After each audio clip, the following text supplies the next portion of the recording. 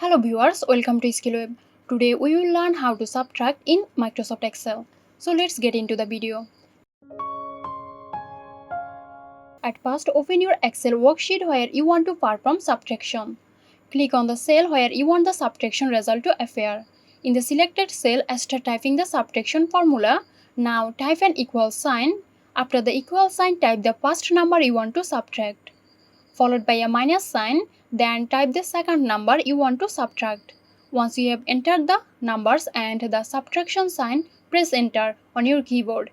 That's it, the subtraction has been completed. Hope this video helped you out. If it did, please like, comment and share, and don't forget to hit the bell icon for more videos.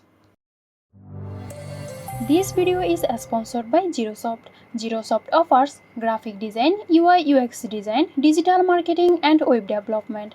Elevate your brand with Xirosoft today. For more details, check the description box.